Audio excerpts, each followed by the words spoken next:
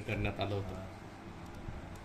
शेतकऱ्यांमध्ये काहीतरी गोंधळ होतोय किंवा संभ्रम निर्माण होतोय की आम्ही व्याज भरावं का व्याज नाही भरावं। परंतु जळगाव जिल्हा बँकेच्या मागील संचालक मंडळाच्या सभेमध्ये असा निर्णय झालेला आहे की ज्या शेतकऱ्यांनी एप्रिल 2024ला कर्ज घेतलेलं आहे विविध कार्यकारी संस्थेकडून किंवा बँकेच्या थेट फायनान्सकडून, त्या शेतकऱ्यांनी जर 31 मार्च 2025च्या आत कर्ज भरलं तर त्यांना जिल्हा बँकेने 0% व्याज लावावं। म्हणजे थोडक्यात शेतकऱ्यांनी घेतलेल्या कर्जावर फक्त मुद्दल भरावं, व्याज भरू नये असा निर्णय जळगाव जिल्हा बँकेने घेतलेला आहे। आणि यावर्षी एप्रिल 2025 मध्ये बँकेने शेतकऱ्यांच्या कर्जामध्ये, पीक कर्जामध्ये 10%ची वाढ केलेली आहे। हा देखील फायदा शेतकऱ्यांनी घ्यावा, हा एकच उद्देश आज तुमच्या मार्फत शेतकऱ्यांना सांगण्याचा होता, म्हणून ही पत्रकार परिषद घेतलेली आहे।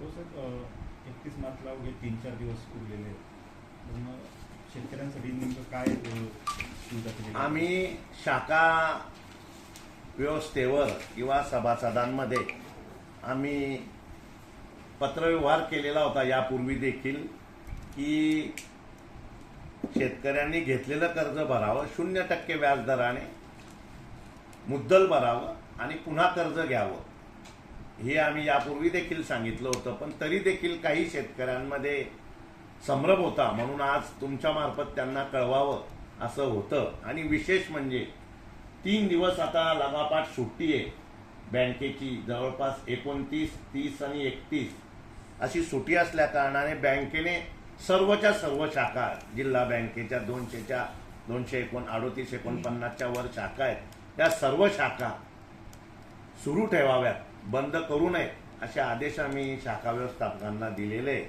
आणि जी आमची काही योजना आहे, दुसरी प्रणाली आहे, जी आमचे अधिकारी, क्षेत्रीय अधिकारी यांनाही आदेश दिलेले की आपण त्या शाखेत बसून शेतकऱ्यांचं कर्ज मुद्दल घ्यावं, अशी आम्ही सूचना दिलेल्या आहेत।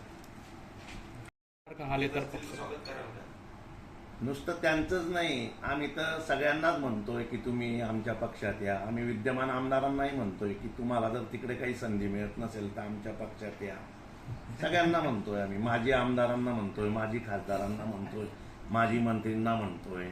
आमच्याकडे अजूनही शरद पवार काँग्रेसमध्ये मोठमोठे पदाधिकारी आहेत ज्यांनी निवडणुका लढल्या आहेत, त्यांचे आम्हाला फोन येतात की भाऊसाहेब थांबा, आम्ही तुमच्याकडे येतो। आम्ही सगळ्यांनाच पक्ष वाढवण्यासाठी, संघटन वाढवण्यासाठी या राज्याचे आमचे राष्ट्रीय अध्यक्ष अजितदादा पवार, आमचे प्रदेश अध्यक्ष सुनीलजी तटकरे साहेब आणि आमचे जळगाव जिल्ह्याचे आमदार अनिलदादा पाटील आणि मी स्वतः संजय पवार जिल्हा अध्यक्ष आणि तिकडे उमेश नेमाडे, आमची प्रामाणिक इच्छा आहे की जो कोणी चांगला कार्यकर्ता पक्ष संघटन वाढवेल त्याला पक्षात घ्यावे, त्याचं स्वागत करावं, ही आमची भूमिका आहे। ते आल्याने बळ मिळेल का आपल्या पक्षाला? आता प्रत्येक कार्यकर्ता आल्याने पक्षात बळ वाढत असतं, कोणी आलं तर पक्षाला बळ मिळतच। पण भाऊ, काही लोकांनी विरोध केला त्यांच्या प्रवेशाला तुमच्या पक्षामध्ये? विरोध होत असतो, सगळीचकडे चाललाय विरोध, कोणी घेऊ नये कोणी घ्या।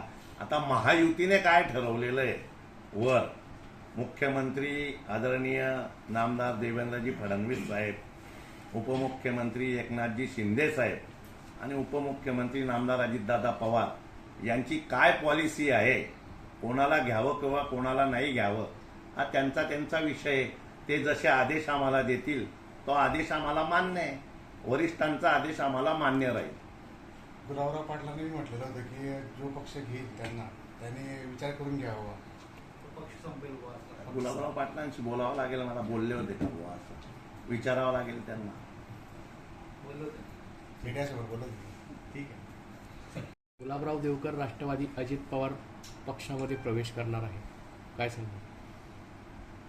मला काही माहित नाही अजून, मी जिल्हा अध्यक्ष म्हणून माझ्याकडे काही असं पत्र आलेलं नाही आहे की ते प्रवेश करणार आहेत का नाही करणार आहेत। त्यांचं पत्र, आमच्याकडे एक प्रथा आहे, पद्धत आहे की ज्यांना प्रवेश करायचा आहे त्यांनी जिल्हाध्यक्षांकडे जावं जिल्हा अध्यक्ष नसले तर आमचे मंत्री आहेत, माजी मंत्री आहेत अनिल दादा, माझ्याकडे येणाऱ्या व्यक्तींना मी त्यांच्याकडे पाठवतो. कदाचित त्यांच्याकडे गेले असतील ते मला माहीत नाही, पण जिल्हाध्यक्ष म्हणून मला काही अजून त्याची माहिती नाही.